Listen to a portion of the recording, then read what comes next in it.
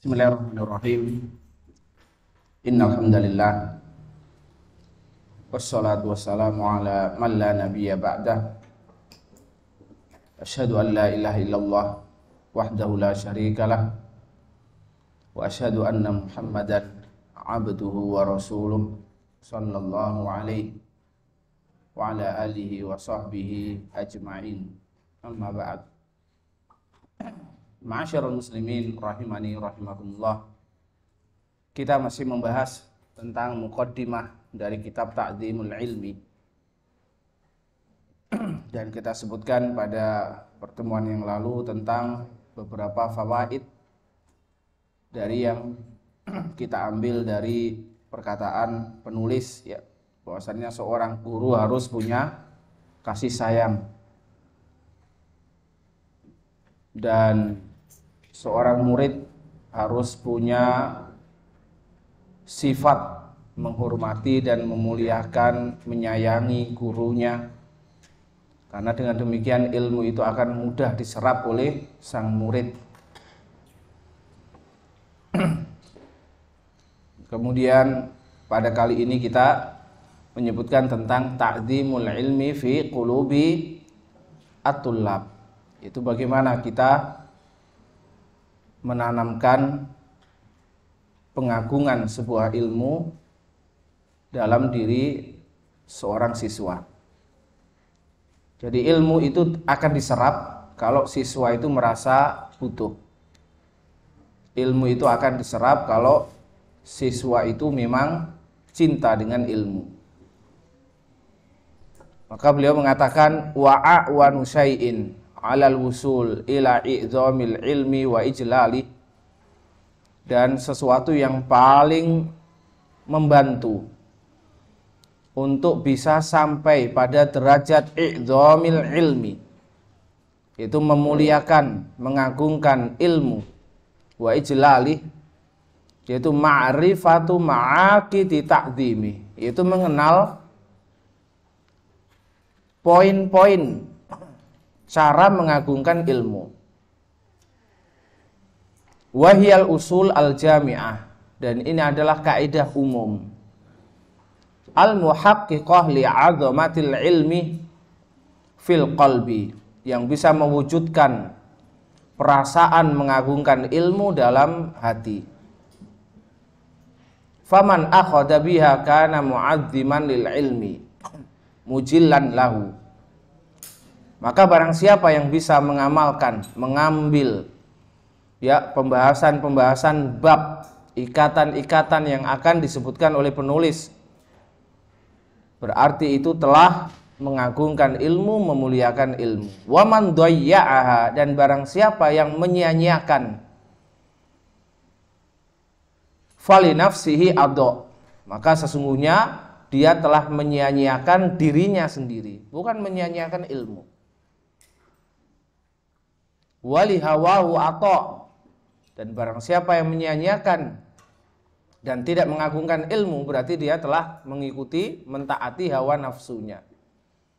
Fala yalumanna in fatara anhu illa nafsah, maka janganlah mencela kecuali dirinya sendiri apabila ternyata dia adalah orang yang paling malas, paling tidak peduli dengan ilmu.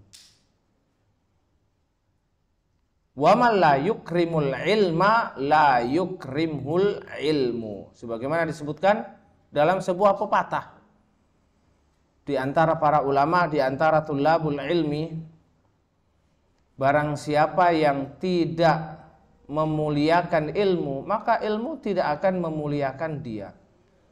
Kalimat yang sangat padat.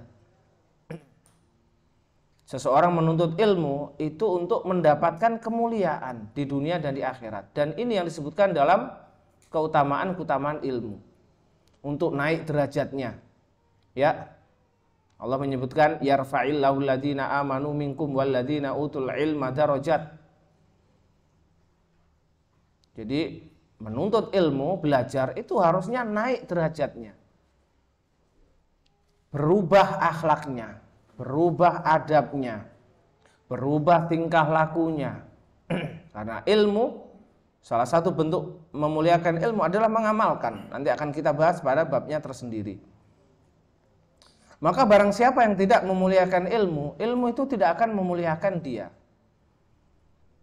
Barang siapa yang tidak bisa memperlakukan ilmu yang dia pelajari, maka dia tidak akan pernah menjadi orang yang mulia. Dan betapa banyak kita lihat orang yang membawa ijazah tinggi, ya, akan tapi perilakunya seperti orang di pasar. Tidak ada bedanya antara dia dengan orang awam. Kenapa? Karena dia tidak tahu apa kemuliaan ilmu yang dia emban. Kaum muslimin rahimani rahimakumullah. Banyak hal yang kita dapatkan, perbedaan-perbedaan sistem pengajaran zaman dahulu dengan zaman sekarang. Kalau zaman dahulu, di zaman para sahabat, para tabi'in, tabi'in ya, atau ulama salaf sampai abad ke-8 atau ke-9, bahwasanya menuntut ilmu itu tidak bisa dipisahkan dengan menghafal. Kemudian yang kedua, menuntut ilmu itu tidak bisa dipisahkan dengan masjid.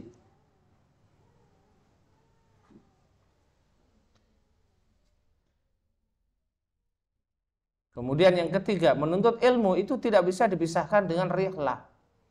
Rihlah itu melakukan perjalanan. Dan masih banyak contoh-contoh yang lain. Maka seseorang ketika menuntut ilmu, mengajarkan pada muridnya dan mengikuti tata cara yang disebutkan oleh para ulama, dia akan mendapatkan keberkahan ilmu. Tidak hanya mendapatkan ilmunya, tapi akan mendapatkan keberkahan dari ilmunya. Bagaimana kalau seseorang semakin cerdas, semakin pandai, akan tapi tidak ada berkahnya dalam ilmunya? Apa pengertian berkah? Pengertian berkah itu adalah kebaikan yang banyak.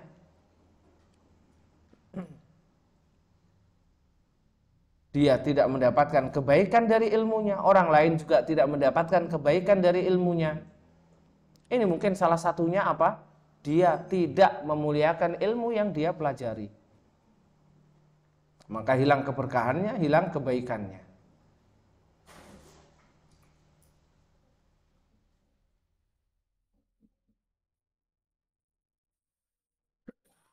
Wa sana'ti bil qaul bi idznillah ala isrina ma'kidan. Dan dengan izin Allah, insya Allah kita akan memulai pembahasan, ya, kita akan membahas dalam 20 bab. Yu'adzam bihal ilmu, dengan 20 bab itu dikatakan ilmu bisa dimuliakan. Wa min ghairi bastin lima bahisiha, tanpa memperluas atau memperpanjang pembahasan-pembahasannya. Fa innal maqam la yahtamil, sesungguhnya makomnya itu tidak memungkinkan untuk dibahas sepanjang itu. Akan tapi apa? Sebagai isyarat bagi kita semua, ketika kita membaca kitab-kitab yang lain, kita faham, ya, pembahasan ini mungkin masuk dalam bab ini, pembahasan ini mungkin masuk dalam bab ini. Maka untuk memperkaya itu adalah tugas kita untuk membaca kitab-kitab yang lain. Wal ityan ala ghayati kulli ma'kidin yahtaju ila zamanin madid, dan untuk mendatangkan ala ghayah kulli ma'kidin, tujuan dari setiap bab itu membutuhkan waktu yang lama. Wal murad huna at-tabsirah wat tadhkir, akan tapi maksudnya di sini dalam penyebutan setiap bab itu hanya apa? Tabsirah, sebagai pengetahuan, wa tadhkir, dan pengingat. Wa qalilun yabqa fayanfa khairun min katsirin yulqa fayurfa. Wa qalilun yabqa, maka sedikit yang tetap dikenang, sedikit yang tetap dihafal, yabqa, yabqa tetap ada, tetap dihafal, tetap diingat. Fayanfa, kemudian memberi manfaat, khairun, itu lebih baik. min katsirin daripada banyak sekali, yulqa diberikan, fayurfa tapi diangkat atau hilang. Dan ini juga salah satu kaidah dalam apa? Dalam dunia pendidikan. Jadi memberikan yang sedikit, difokuskan sedikit, dan itu bisa difahami, bisa dihafal oleh siswa, dan mereka bisa mempraktekkan, dia bisa memberikan contoh-contoh yang lain. Itu lebih baik daripada banyak akan tetapi tidak ada yang dihafal. Maka seharusnya setiap guru itu harus punya ringkasan-ringkasan dari masalah-masalah yang mungkin bisa diringkas seringkas mungkin, ya. Coba antum perhatikan. Mayoritas kita belajar, ya, untuk setiap kali semester berapa bulan? 6 bulan. 6 bulan kita belajar. Tapi kenapa kalau anak-anak kita kursus di bimbingan belajar hanya cukup berapa bulan? Nah, bimbingan belajar yang ada sekarang, nah, 1 bulan, ya, 1 bulan itu sudah cukup. Kenapa seperti itu? Ya, itulah yang perlu kita pikirkan. Jadi kita harus memakai metode mereka. Kita harus belajar dari mereka. Bagaimana mereka bisa meringkas-ringkas-ringkasnya. Dan dia bisa mengetahui kurikulum, materi, dan bisa difahamkan dalam waktu yang singkat. Seandainya semua materi bisa kita buat seperti itu, subhanallah. Bisa kita bayangkan, ya, yang seharusnya 3 tahun ditempuh, bisa hanya ditempuh 1 tahun. Yang seharusnya anak didik kita itu 6 tahun, mungkin bisa ditempuh hanya 3 tahun. Atau ringkasnya seperti ini. Kalau misalnya 6 bulan itu 1 semester. Materi dari bulan pertama sampai bulan ke-6 antum baca semuanya. Itu tugas guru, ya. Antum baca semuanya, kemudian antum membuat ringkasan. Antum membuat ringkasan seringkas-ringkas mungkin. Kalau itu bisa ditempuh oleh siswa hanya dalam 1 bulan, berarti yang bulan-bulan berikutnya itu kan bisa dimanfaatkan untuk yang lain, ya. Untuk hafalan Al-Quran difokuskan, ya, untuk pelajaran bahasa Arab lebih difokuskan, dan yang lainnya. Memang ada beberapa pelajaran itu tidak bisa tidak bisa diringkas. Kenapa? Karena berkaitan dengan praktek. Tapi beberapa pelajaran berkaitan dengan teori. Kalau bahasa Arab, ya, tidak bisa diringkas. Bagaimana diringkas? Karena di situ berkaitan dengan apa? Percakapan, praktek, ya. Setiap orang tentu berbeda kemampuan dalam bercakap, dalam praktek, dalam menghafal mufradat. Nah, beberapa materi memang tidak bisa diringkas. Tahfidz, ya, hafalan Al-Quran mau diringkas tidak bisa. Akan tapi beberapa materi mungkin bisa diringkas. Seperti apa? Matematika, ini bisa diringkas ringkas-ringkasnya. Artinya diberikan rumus-rumusnya. Kemudian dilatih untuk memperbanyak contoh-contohnya.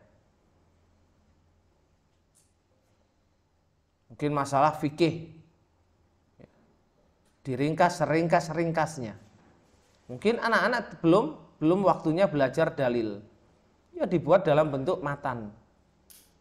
Dalam bentuk matan, ya, rukun wudu, kemudian kewajiban wudu, sunnahnya wudu, pembatal wudu, hanya disebutkan dalam bentuk matan. Dalam bentuk matan, ya, antum buat seringkas-ringkasnya. Ini pernah dicoba di STDI Jember, ya. Di SDI Jember pernah dicoba, bahkan dilagukan. dibuat matan, kemudian dilakukan. Nah, ini sedikit tersisa, terhafal. Itu lebih baik daripada kita membuat kalimat yang banyak sekali, ya. Akan tetapi tidak ada yang dihafal oleh siswa. Kaum muslimin rahimani rahimakumullah. Apakah kita pernah membuat standarisasi hasil pendidikan kita? Begini maksud saya, ya. Misalnya hafalan doa-doa, ya. Dalam satu semester ini kita targetkan hafal sekian doa. Taib. Maka doa yang sudah dihafalkan ke siswa itu tercatat dalam apa? Dalam satu lembar. Kemudian siswa ini dites satu-satu. Doa ini bisa enggak? Doa ini, doa ini, doa ini. Ini maksud saya, standarisasi. Artinya apa? Apa yang kita sampaikan memang benar-benar diserap oleh siswa. Dan ini saya lihat ada dalam salah satu sekolah.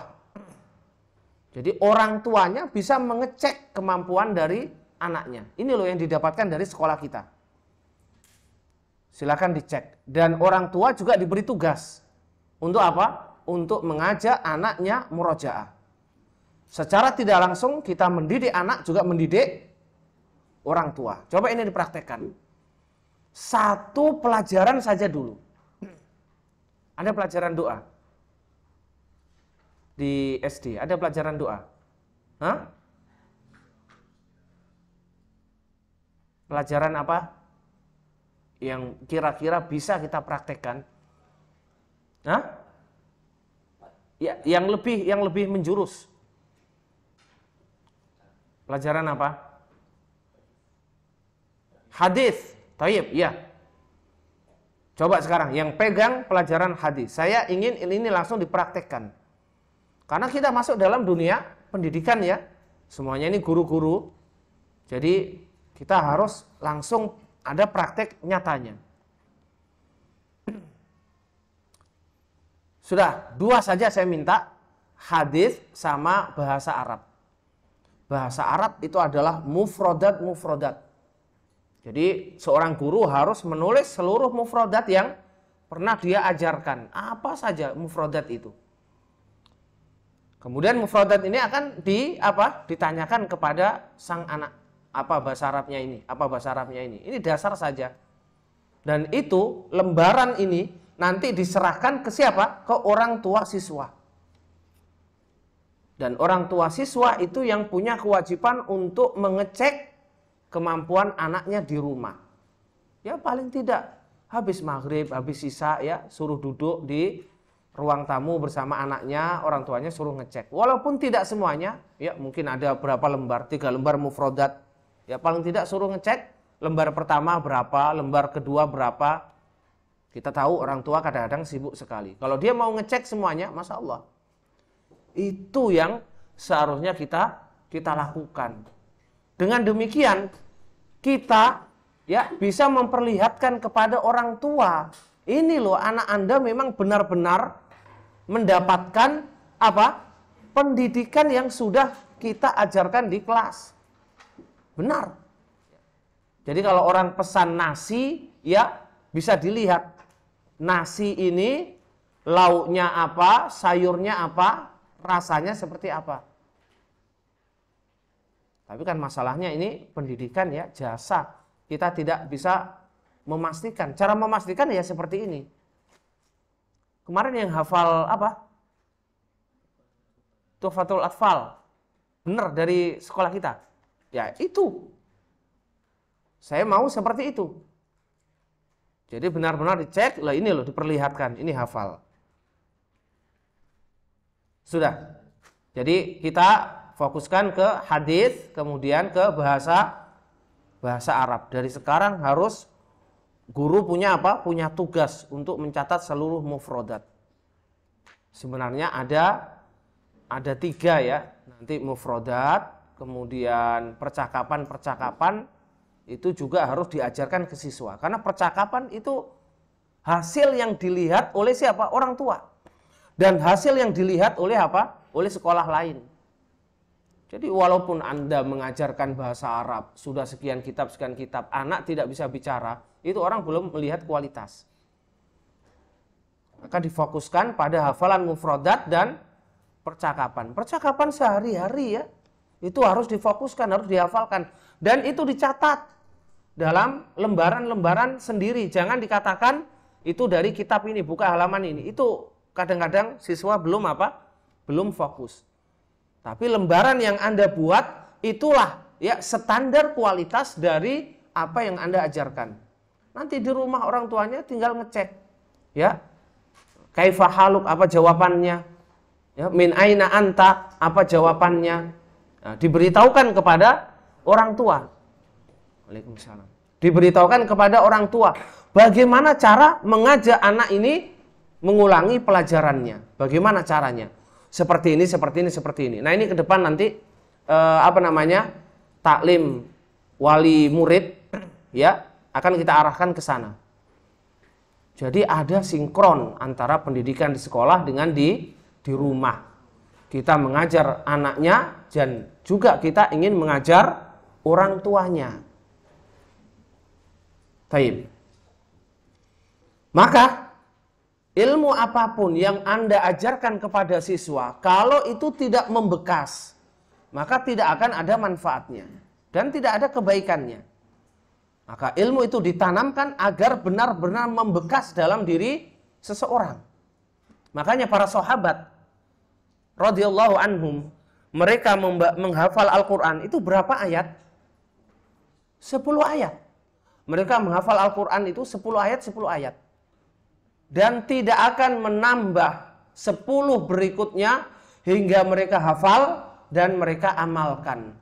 Mereka hafal, mereka fahami maknanya, tahu penafsirannya, kemudian mereka amalkan, baru menambah 10 ayat lagi. Betul-betul membekas.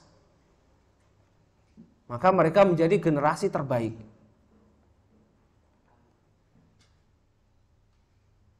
Fakhud min hadhil ma'aqid bin nasibil akbar. Maka ambillah dari bab-bab ini, dari ikatan-ikatan ini, bin nasibil akbar, keberuntungan bagian yang paling besar. Jadi ada 20 bab. Dari 20 bab itu Anda pahami mana yang lebih mudah untuk dipraktekkan, mana yang paling mudah untuk difahami, maka praktekkan. Tanalil hadzal awfar min riyadil funun wa hadaikil ulum. Maka engkau akan mendapatkan al-hadzal, keberuntungan, al-awfar yang banyak. Min riyadil funun, dari surga taman-taman al-funun, bidang-bidang ilmu, wahadaikil ulum, dan kebun-kebun ilmu.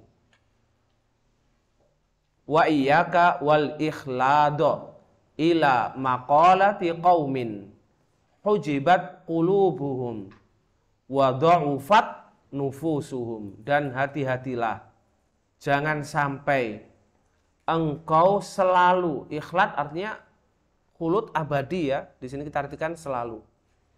Dan janganlah engkau selalu memperhatikan perkataan suatu kaum, hujibat qulubuhum, yang hatinya itu tertutup, wa dha'ufat nufusuhum, dan jiwanya lemah, wa za'amu anna hadhil ahwal ghuluwun wa tanattu'un, dan mereka menyangka kalau keadaan semacam ini, 20 bab yang akan beliau jelaskan, jangan kau perhatikan orang yang mengatakan kalau 20 bab yang akan kita jelaskan itu adalah hulu, berlebih-lebihan. Watanattu, ya sama ya, berlebih-lebihan. Watasaddud, dan keras. Ghairu muqni, tidak memuaskan. Faqad duriba bainahum wa bainaha bisurin lahu bab. orang yang mengatakan semacam ini telah terpasang, duriba, ya, telah dipasang antara mereka dan antara ilmu, antara bab-bab ini bisur, pembatas, lahu bab, yang di situ ada pintu, batinuhu fihi rahmah wa zahiruhu min qibalihil adzab, kelihatan dari luar penuh dengan rahmat, padahal di dalamnya itu penuh dengan azab. Ini orang yang ingin menjauhkan manusia dari apa? Dari ilmu. Nasihat-nasihatnya seakan-akan apa? Baik, padahal di dalamnya itu adalah penuh kesesatan. Ya, banyak kita dapatkan sekarang ya kalimat-kalimat dari mereka bahwasannya anak TK itu tidak boleh diberi pelajaran yang terlalu berat. Ya, tidak boleh seperti ini, tidak boleh seperti ini. Mereka itu hanya fokus apa? Bermain. Fokus bermain. Bahkan masuk SD belum bisa baca tulis. Kenapa? Karena masih ikut apa? Perkataan-perkataan mereka, orang-orang kafir, orang barat. Dan betapa banyak di antara kaum muslimin yang mendengar dan mengikuti. Subhanallah, anak kecil ini kuat-kuatnya hafalan. Kuat-kuatnya hafalan. Dan dia ditalkin apa saja, dia akan ikut. Ya, perhatikan. Dia bisa bahasa apapun sesuai dengan bahasa orang tuanya, bahasa orang sekitarnya. Itu anak kecil. Seandainya ini dimanfaatkan sebaik-baiknya, Masya Allah ya. Makanya masa-masa kecil itu difokuskan pada pelajaran-pelajaran yang dihafal. Akan tetapi ini ditentang oleh mereka. Dikatakan apa? Mempersulit, menjadikan anak stres, kurang bebas. Makanya ya, kalau kita lihat pendidikan dan kurikulum di sekolah-sekolah kita itu hanya main-main saja ya. Hanya main-main saja, tidak ada yang serius. Sedangkan ilmu itu sangat berat. Orang belajar harus serius.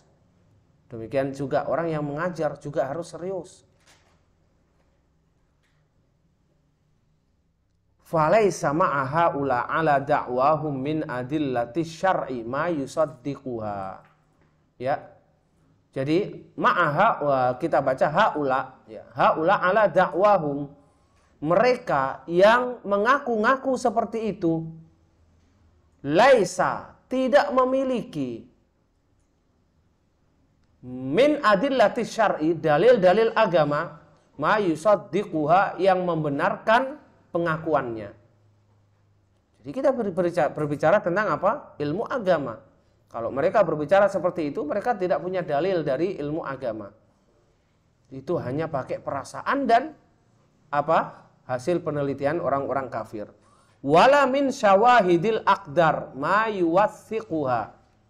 Dan mereka juga tidak punya bukti. Syawahid kita artikan bukti, penguat. Al-aqdar yaitu penelitian yang ada di sekitarnya. Ma yuwathiquha, yang memperkuatnya. Kenapa? Karena di zaman dahulu dikatakan seorang thalibul ilmi itu kalau selesai membaca tafsir Ibnu Katsir, disebut thalibul ilmi kalau dia sudah menghafal sekian hadis. Jadi di zaman itu standar ya thalibul ilmi itu sekarang standar ulama besar di zaman kita. Sahih Bukhari, Sahih Muslim itu sesuatu yang sudah wajar di zaman itu. Ya. Di zamannya Sibawai. Sibawai punya tulisan ya, punya karya yang sangat besar, namanya Alkitab. Itu berbicara tentang ilmu bahasa. Bahasa apa? Bahasa Arab. Berbicara tentang ilmu-ilmu bahasa. Itu Sibawai. Dikatakan kalau seseorang bertanya, kamu punya kitab, hingga tidak terbayang kepada nama kitab yang lain kecuali kitab Sibawai. Ya, seperti zaman sekarang, ya kamu punya kitab Sahih, maksudnya apa? Sahih Bukhari. Ya, kamu punya tafsir, maksudnya tafsir Ibnu Katsir. Sampai seperti itu. Bahkan setiap rumah di antara kaum muslimin,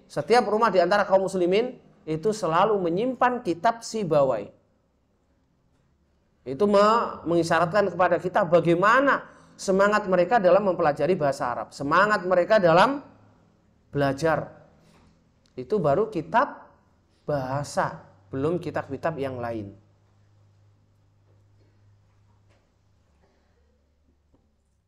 Wa innama hiya udhrul balid. Kalau ada orang mengatakan seperti itu hanya orang bodoh. Al-balid itu orang dungu. Udzur, yang memberikan udzur. Wa hujjatul ajiz, dan itu adalah argumen orang yang lemah. Karena tidak mampu, maka dia memberikan argumen-argumen semacam itu. Ya. Sebenarnya semuanya itu bisa disetting sedemikian rupa dan bisa diberikan kepada siswa dengan sebaik-baiknya. Ya, hafalan Al-Qur'an, ya tinggal gurunya. Kalau dia memberikan beban yang terlalu besar dalam menghafal Al-Quran, mungkin itu jadi beban. Akan tapi bagaimana seorang guru bisa mengetahui kemampuan siswa? Nah, ini salah satu materi ya yang tidak bisa disamakan. Jadi kalau satu semester semuanya harus hafal sekian juz. Ini mungkin sesuatu yang tidak bisa disamakan. Ini berkaitan dengan kemampuan masing-masing siswa. Kecuali kalau seleksinya tinggi. Kalau punya seleksi tinggi bisa. Ya. Tapi kita kan belum sampai ke sana ya. Beberapa pondok di Jawa itu memiliki seleksi yang sangat tinggi. Jadi dari sekian yang daftar itu hanya diambil sepertiganya. Anda bisa bayangkan, seleksinya sangat apa? Sangat tinggi. Dari 600 yang diterima paling 200, kadang tidak sampai 200. Ke depan kita harus seperti itu. Kalau punya seleksi yang tinggi semacam ini, bisa dibuat target. Kita tidak akan meluluskan siswa yang tidak mencapai target seperti ini. Ya, misalnya hafalan. Kita tidak akan meluluskan siswa yang belum hafal 1 juz dalam 1 semester misalnya. Berarti bisa apa? Bisa dipacu. Dan itu sebagai motivasi. Akan tapi apakah kita bisa mempraktekkan seperti itu? Ke depan harus. Ya, ke depan itu harus. Soalnya hafalan Al-Qur'an itu menjadi apa? Menjadi motivasi untuk kelulusan. Dulu di Jamiah Islamiyah, Universitas Islam Madinah, dulu ya, itu hafal Al-Qur'an menjadi syarat mutlak untuk kelulusan. Jadi kalau belum hafal Qur'an, ya tidak dinyatakan lulus. Tapi setelah itu dikurangi ya. Subhanallah. Jadi kualitasnya menurun.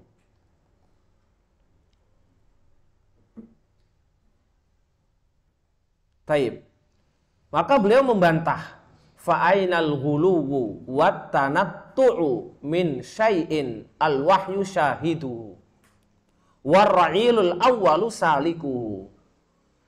Di manakah letaknya al-ghulu wat tanattu'? Jadi di mana letaknya berlebih-lebihan atau memaksa? Kalau al-wahyu syahiduhu, kalau dalil wahyu itu adalah syahidnya, penguatnya, dalilnya. Warra'ilul awwal salikuhu, dan generasi-generasi awal itu sudah mempraktekkannya. Jadi mana yang namanya ghulu wa tanattu? Kalau itu memang sudah ada dalam wahyu dan itu sudah dipraktekkan ar-ra'il al-awwal, generasi pertama, salikuhu, yang mereka sudah jalani. Mereka sudah mempraktekkannya. Fakullu ma'qidin minha sabitun bi ayatin muhkamatin. Maka setiap poin, setiap bab itu ada dalilnya dari ayat muhkamat. Dari ayat yang terang. Au sunnatin musaddaqah. Atau ada dalilnya dari hadis Rasulullah sallallahu alaihi wasallam.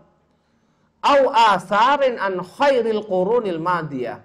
Atau nukilan-nukilan dari generasi terbaik al-madiyah terdahulu.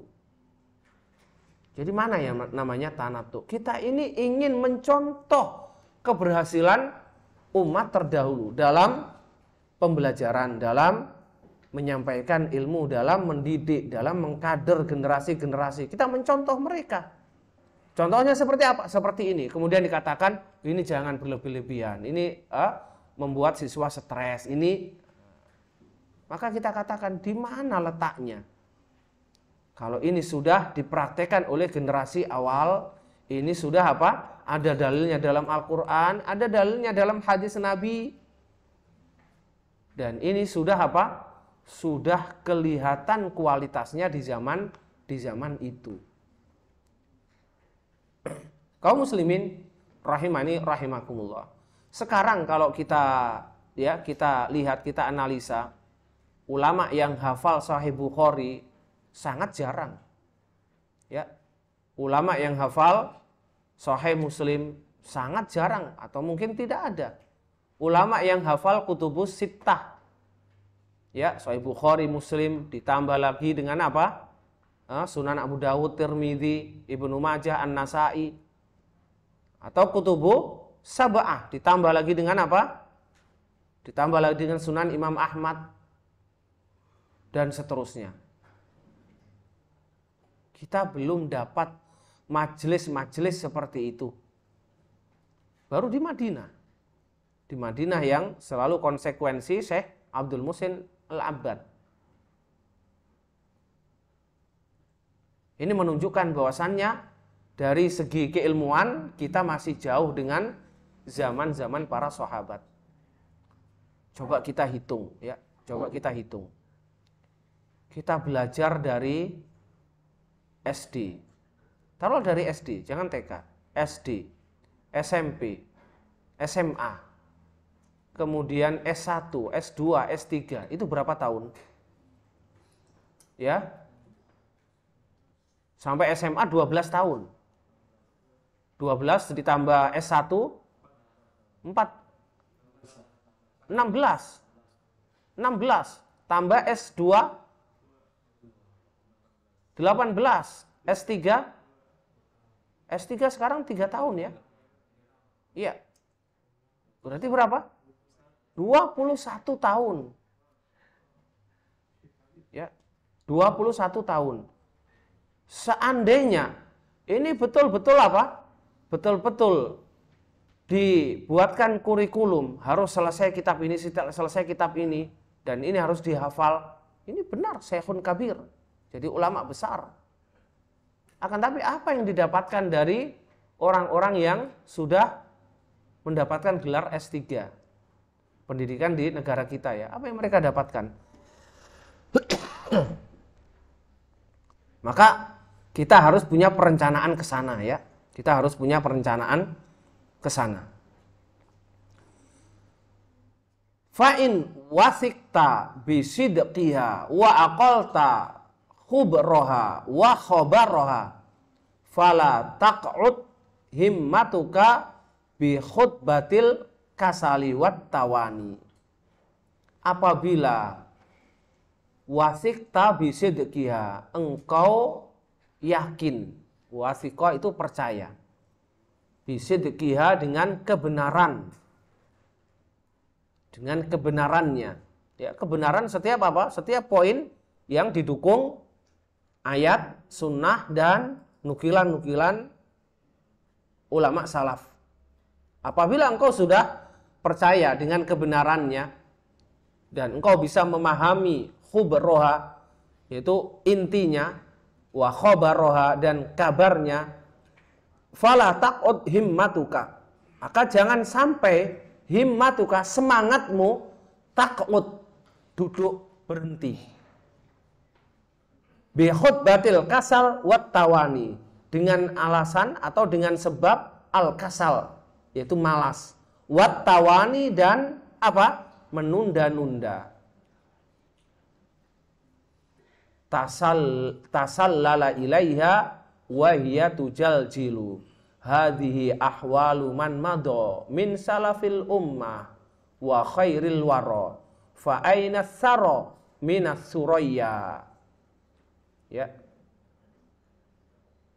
Maka tasallala ilaiha, menyusup ke dalam semangatnya itu, wahiyatu jaljilu, dan di sana dia bercampur, mendidih, kemudian mengatakan hadhihi ahwalu man madha. Ini keadaan orang terdahulu yang sudah apa? Sudah berlalu. Kenapa masih kita bicarakan? Ini alasan orang-orang yang punya himmah yang lemah, punya semangat yang lemah, tidak ingin meniru mereka. Makanya orang kalau ingin apa? Ingin baik, orang ingin mendapatkan kualitas, itu ya harus mencontoh apa? Orang lain yang berkualitas, sekolah lain yang berkualitas. Makanya studi banding harus selalu dilakukan. Ya. Mungkin kita studi banding berapa kali, setelah itu kita praktekkan, kita apa namanya? Kita cari yang terbaik yang bisa dipraktekkan di sekolah kita. Mungkin setelah itu sekolah lain yang studi banding ke sekolah kita.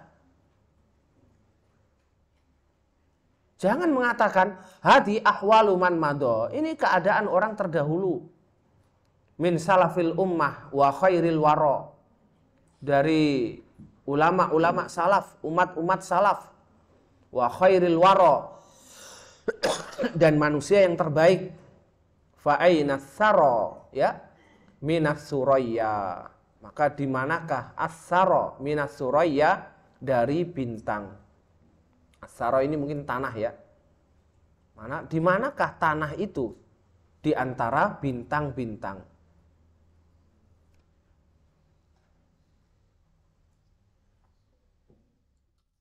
As-suraya itu bintang, ya, atau awan, sesuatu yang ada di langit. As-saraya itu tanah. Jadi jangan menganggap diri kita ini seperti tanah, melihat ke bintang, tidak mungkin kita bisa naik. Nah, ini orang yang sudah apa? Sudah down dari awal, tidak bisa diajak maju. Bal man samat nafsuhu ila maqamatihim adroka. Akan tetapi orang yang hatinya, jiwanya itu memang sudah tinggi, ya, adrokaha kembali kepada makomat. Akan tapi kita artikan adrok di depan, makomat di belakang, karena ini hukum asalnya maf'ul bi. Maka barang siapa yang jiwanya, dirinya ini memang sudah tinggi, maka akan menyusul makomatihim, makom mereka. Pasti akan menyusul ke makom mereka. Kita ini sama-sama manusia. Dan kita sama-sama dibimbing wahyu. Barang siapa yang mengamalkan wahyu seperti yang mereka amalkan, akan dapat kemuliaan yang sama seperti yang mereka dapatkan. Ya, kita ingin menjadi umat yang mulia, umat yang punya izzah, umat yang ditakuti, umat yang punya kejayaan. Kemudian kita tidak ingin meniru mereka, mustahil. Ya. Makanya kita sebutkan kemarin perkataan Imam Malik, lantas lu akhiru hadil ummah illa bima saluhat bihi awwaluha. Umat ini tidak akan menjadi baik kecuali kalau dia mencontoh umat yang terdahulu, generasi awal. Karena itu yang sudah dinas oleh Rasulullah. Ya, khairun nasi qarni, sebaik-baik generasi itu adalah generasiku. Setelahnya itu akan berkurang. Maka tidak mungkin kita bisa mencetak sesuatu yang lebih baik dari para sahabat. Maka disebutkan dalam sebuah syair, fatashabbahu illam takunu mithlahum. Maka cobalah engkau meniru walaupun engkau tidak bisa persis seperti mereka. Inna tashabbuha bil kiram falahu. Sesungguhnya menyerupai orang-orang yang mulia itu sudah sebuah apa? Keberuntungan. Ya, bertemanlah dengan orang baik, tirulah adab mereka, tirulah akhlak mereka. Dengan meniru itu sudah apa? Sudah menjadi keberuntungan bagi Anda. Dan ini nanti akan kita bahas dalam pembahasan tersendiri tentang adab dan akhlak. Kedudukan adab dan akhlak dalam menuntut ilmu. Jadi sebelum seseorang menanamkan ilmu pada anak didik itu harus diajarkan adab dan akhlak dulu. Adab dan akhlak apa? Dalam menuntut ilmu, adab dan akhlak terhadap guru. Ya. Ini harus ditanamkan lebih dahulu. Karena itu salah satu bentuk mengagungkan ilmu. Dan itu salah satu bentuk menanamkan ilmu dalam hati mereka. Maka orang yang adabnya, akhlaknya jelek itu berarti tidak menghormati ilmu. Demikian juga berarti dia tidak menghormati guru. Itu orang yang sudah apa? Tertahan. Orang yang tertutup dan tidak akan mendapatkan ilmu dari apa yang disampaikan oleh guru. Kaum muslimin rahimani rahimakumullah. Oleh sebab itu, salah satu ulama melihat muridnya itu tidak beradab, tidak berakhlak. Dia mengatakan apa? Kamu belajar adab dan akhlak dulu. Jangan hadir di majelis saya. Ini apa? Harus ditempa dulu adab dan akhlaknya. Dan ini kita harus punya standarisasi. Ya, harus punya standarisasi. Coba dibukukan adab dan akhlak di kelas ya, seperti ini ditanamkan. Maka ini diajarkan pada guru-guru yang akan mengajar. Bagaimana metode menguasai kelas. Ya, ini harus saling ditularkan. Mungkin ada satu kelas dipegang oleh guru fulan, kok bisa kelasnya tenang. Ada satu kelas dipegang oleh guru fulan, kenapa kelasnya tidak bisa tenang? Ya, ketenangan kelas itu salah satu bentuk apa? Adab dan akhlak dalam pembelajaran. Ya, ada salah satu pondok saya lihat, subhanallah. Pelajaran waktu itu menghafal. Di masjid dibentuk dalam halakoh. Ini anak SD ya. Bukan orang besar. Dibentuk dalam halakoh. Dan saya lihat tidak ada gurunya. Gurunya tidak ada. Entah kemana, Allahu a'lam. Tapi setiap halakoh itu fokus pada hafalannya. Berarti ini sudah berhasil dalam menanamkan adab dan akhlak dalam menuntut ilmu. Ini dulu yang harus dikuasai. Ya, kalau misalnya anak TK itu ada trik ya. Tangan di atas, tangan di samping. Tangan di depan, duduklah yang manis. Ya, diam semuanya. Iya. Hah? Itu kan kelihatan sepele. Tapi apa? Semuanya jadi diam. Masih ada yang bicara di sana, diulangi lagi. Fatimah, ya. Diulangi lagi. Ini kelihatan sepele, tapi subhanallah. Ketika ini disampaikan, ya, ketika ini diisyaratkan, mereka langsung sama-sama teriak, kemudian setelah itu diam semuanya. Nah, biasanya kalau di sini saya dengar ya, duduk anak soleh. Nah, ini yang sering kita dengar. Kalau saya dulu di TK ya seperti yang saya sebutkan di atas. Fa'ashhid qalbak hadhil ma'aqid. Ya, maka bukalah hatimu sebagai saksi untuk mempelajari bab-bab ini. Wa tadabbar mangqulaha wa ma'qulaha. Maka tadabburi, fahami. Mangkul yaitu dalil-dalilnya, wa ma'qulaha dan maknanya. Wastambit mantuqaha wa mafhumaha, dan ambillah istimbat dari konteksnya. Mantuk itu konteks. Wa mafhumaha dan mafhumnya. Ya, mafhum ini di luar konteks. Apa istilahnya? Konteks tekstual dan konteks. Iya, tekstual dan kontekstual. Dari mantuk ini teksnya. Mafhum ini kontekstualnya. Jadi sebuah hukum itu bisa diambil dari langsung lafadznya. Ada sebuah hukum itu bisa diambil dari mafhumnya. Ya. Fal mabani khazainul ma'ani. Maka al mabani, ya, bangunan itu adalah simpanan dari sebuah makna. Artinya apa? Artinya dalam memahami pembahasan yang akan kita bahas, itu jangan hanya terfokus pada apa yang saya sampaikan.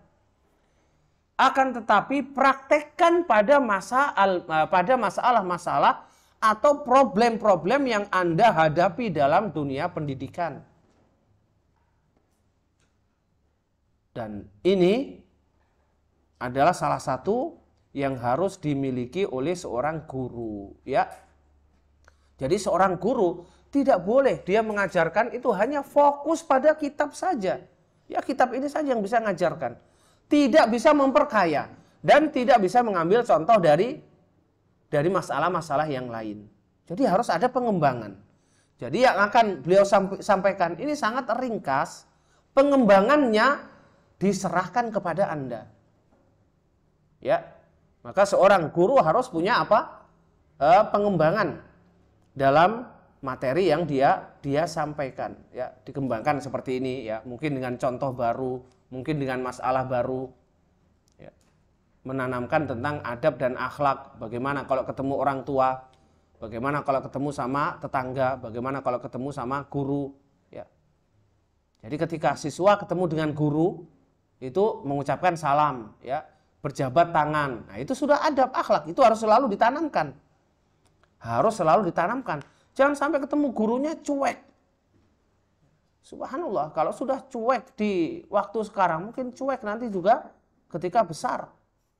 Ingat bahwasannya cintanya seorang siswa kepada guru, ya, selama dia belajar itu akan membekas sampai nanti besar.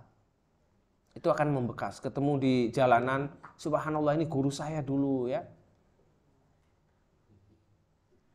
Kaum muslimin rahimani rahimakumullah. Kita ambil pembahasan pertama, al-maqidul awal.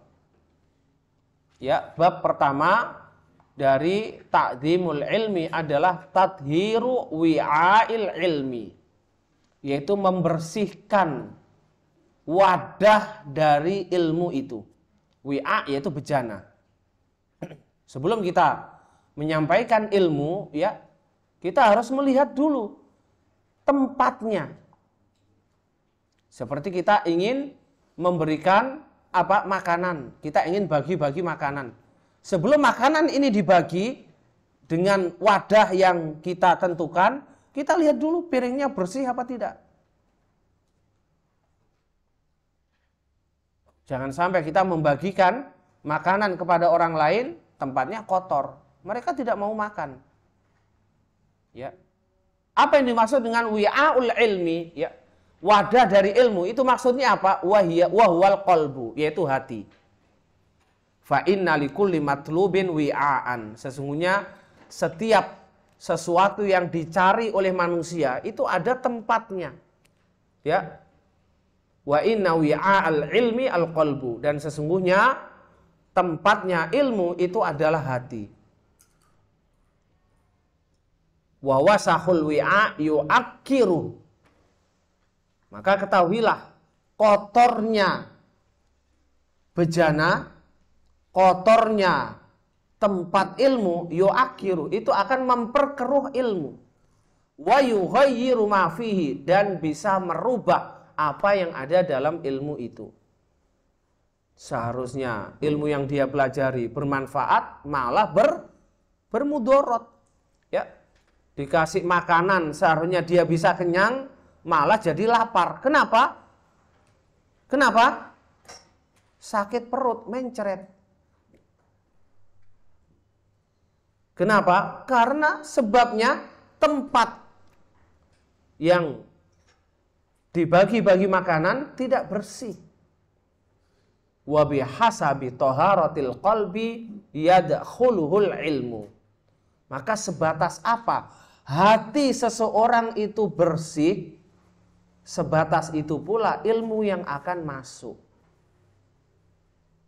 Coba, anak yang sudah kecanduan game, anak yang sudah kecanduan internet, anak yang sudah kecanduan pergaulan bebas, ya, sudah mengenal teman-temannya di dunia luar, sudah ikut perkumpulan-perkumpulan.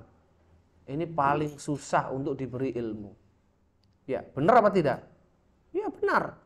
Dan ini sebagai motivasi bagi para guru. Ketika melihat anak didik yang tidak bisa dikuasai, harus tahu apa? Harus tahu biografinya. Harus tahu latar belakangnya, ya. Dan ini salah satu apa? Salah satu cara untuk mencari kualitas murid. Nah, ini nanti ketika ada apa? Ada seleksi. Salah satu sekolah, ya, salah satu pondok itu seleksinya sangat ketat. Di antaranya dia harus mengetahui latar belakang calon siswa ini. Ya, ditanya, kamu kenal nggak salah satu merek rokok? Bukannya salah satu merek, bahkan banyak merek rokok dia hafal. Nah, sudah dicoret. Kalau dia tidak merokok, tidak bergaul dengan orang yang merokok, dia tidak akan tahu apa? Rokok. Dia tidak akan merokok. Berarti ini dipastikan apa? Sudah tercemar. Ya, tentu ada tugas bagi kita untuk mendidik orang semacam ini. Akan tetapi secara umum, kalau kita ingin cepat mendapatkan anak didik yang berkualitas, ya ini disingkirkan dulu. Nanti akan ada pondok yang lain menerima dia. Makanya pondok yang cepat berkembang itu karena apa? Nah, muridnya ini memang mudah diatur, mudah diisi, cepat berkembang. Gurunya juga apa? Juga banyak istirahat karena tidak mengalami banyak problematika yang dialami oleh murid. Ke depan kita harus seperti itu, ya. Ditanyakan, contohnya ditanyakan. Pernah ke warnet apa tidak? Anak kecil itu apa? Polos, ya. Kalau dia mengatakan pernah, ya dikatakan pernah. Iya, ini. Kalau dia menjawab tidak, dipancing lagi. Biasanya orang suka main ini, ya. Apa yang dalam internet disebutkan. Kalau dia tahu berarti bohong. Ya, bohong. Kalau zaman sekarang anak-anak kecil, subhanallah, sudah mengenal lem fox. Iya, gantinya narkoba. Lem fox. Ini pernah kita dapatkan di pondok. Selalu bawa lem fox. Subhanallah. Akhirnya banyak teman-temannya yang terpengaruh. Mau tidak mau harus dikeluarkan. Jadi ini contoh bagaimana kita mendapatkan anak didik yang benar-benar bersih hatinya. Itu mudah untuk mendapatkan ilmu, mudah untuk belajar. Wa idza izdadat taharatuhu izdadat qabiliyatuhu lil ilmi. Apabila bertambah kuat, ya, kesucian hatinya, maka semakin kuat pula dia dalam menerima ilmu. Qabiliyah itu menerima. Jadi ada keterkaitan. Tapi dalam pendidikan sistem barat, ini ada kaitannya apa tidak? Antara kebersihan hati dengan ilmu. Ada kaitannya apa tidak? Tidak ada. Karena ilmu yang mereka ajarkan ilmu dunia. Sedangkan yang kita ajarkan adalah ilmu agama. Punya keterkaitan yang sangat kuat. Bahkan kadang-kadang, kita tidak mengatakan pasti. Bahkan kadang-kadang, ya, nasab seseorang itu memiliki keterkaitan dengan ilmu. Ya, nasab seseorang itu punya keterkaitan dalam ilmu. Coba, Rasulullah Sallallahu Alaihi Wasallam itu nasabnya seperti apa? Ya? Nasabnya Rasulullah, nasab yang paling mulia. Tidaklah suatu nabi itu diutus kecuali dari nasab yang terbaik di antara kaumnya. Tidak hanya kemuliaan nasab. Jadi kalau di zaman jahiliyah dikatakan nasabnya mulia, itu maksudnya apa? Ada yang paham?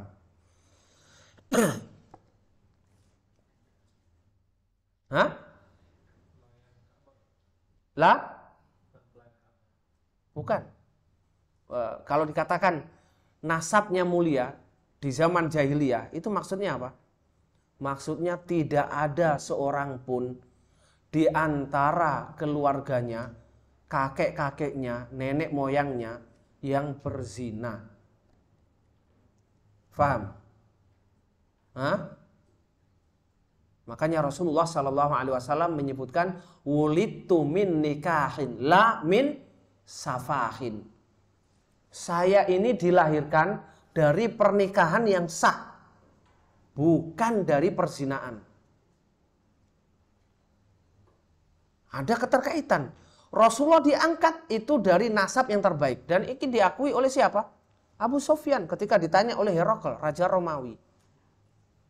Apakah bagaimana nasabnya Nabi yang mengaku menjadi Nabi ini di antara kalian? Jawabannya Abu Sufyan mengatakan apa? Wadhu nasabin. Dia punya nasab yang baik. Bahkan disebutkan apa? Nasab yang terbaik di antara kami. Maka anak hasil perzinaan itu rata-rata mengikuti tabiat orang tuanya. Punya akhlak yang jelek seperti orang tuanya. Ada yang tahu tentang hadis masalah ini? Hah? Ada yang tahu masalah ini? Ada di sana sebuah hadis tentang anak hasil zina. Itu akan seperti ibunya. Persis meniru ya. Subhanallah. Maka ada keterkaitan antara apa? Antara biografi dia, latar belakang dia dengan ilmu yang akan dia pelajari. Maka kalau Anda punya problematika ya dengan anak ini, ya Anda nggak bisa langsung menyalahkan begitu saja. Coba gali tentang keluarganya, ya, tentang ayah ibunya. Mungkin ini anak terlantar, mungkin anak ini hasil dari keluarga yang hancur. Mungkin kurang perhatian, ibunya kerja, orang tuanya, ayahnya kerja, di rumah tidak ada yang ngawasi. Akhirnya pergaulannya semacam ini, terbawa di sekolah. Maka ada keterkaitan, seseorang itu mudah menerima ilmu dengan apa? Dengan hatinya, keadaan hatinya. Wa masalul ilmi fil qalbi kanuril misbah. Dan permisalan ilmu dalam hati itu seperti cahaya lampu. Jadi ilmu yang ada dalam hati anak didik itu seperti lampu. Insafa zujajuhu sya'at anwarahu. Apabila cerminnya, ya, apabila kacanya, hatinya itu bersih, maka akan bisa memancarkan cahayanya. Jadi hati diumpamakan seperti apa? Seperti kaca. Ilmu itu diumpamakan seperti lampu yang memancar di dalam kaca itu. Apabila kaca ini bersih, maka cahayanya akan bisa memancar maksimal. Wa in latohathu, ya, wa in latohathu al-ausah kasafat anwaruhu. Tapi kalau ada al-ausah, kotoran-kotoran, latohathu, mengotorinya, kasafat anwaruhu, maka cahayanya akan redup. Kasafat ini biasa dipakai dengan istilah apa? Gerhana, ya, gerhana matahari, gerhana bulan, ya. Maka dikatakan sholatul kusuf, ya, sholat gerhana. Ya, maksudnya apa? Redup, cahayanya redup. Maka setiap siswa itu akan memiliki apa? Memiliki cahaya yang berbeda-beda. Ini disuruh menghafal cepat sekali, ya. Ini disuruh menghafal susah sekali. Itu jangan langsung menyalahkan pada apa? Jangan langsung menyalahkan pada otaknya, langsung menyalahkan pada kemampuannya. Belum tentu, ya. Hukum asalnya akal dan otak manusia itu hukum asalnya sama. Karena memang Islam itu diturunkan untuk manusia semuanya. Bukan diturunkan hanya untuk orang-orang yang mampu, tidak. Diturunkan untuk mereka semuanya. Faman arada hiyazatal ilmi fal yuzayyin batinahu. Barang siapa yang ingin menguasai ilmu, ya, barang siapa yang ingin menguasai ilmu, fal yuzayyin batinahu, hendaklah menghiasi batinnya. Menghiasi batinnya dengan apa? Dengan ketakwaan. Ya. Dengan ketakwaan. Dengan amal ketaatan. Maka semakin orang itu kuat, semakin kuat ibadahnya, semakin kuat amal ketaatannya, semakin kuat juga ilmu yang dia serap. Wa yutahhiru wa yutahhir qalbahu min najasatihi. Barang siapa ingin menguasai ilmu, hendaklah mensucikan hatinya dari najis-najis. Najis apa? Maksiat. Dari najis dosa. Fal ilmu jauharun latifun. Maka ilmu itu adalah jauhar. Apa artinya jauhar?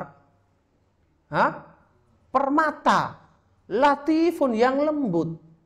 La yasluh, tidak cocok. Illa lil qalbin nadhif, kecuali diletakkan di dalam hati yang bersih. Nah, mungkin ini yang kita sampaikan ya. Selebihnya kita tanya jawab.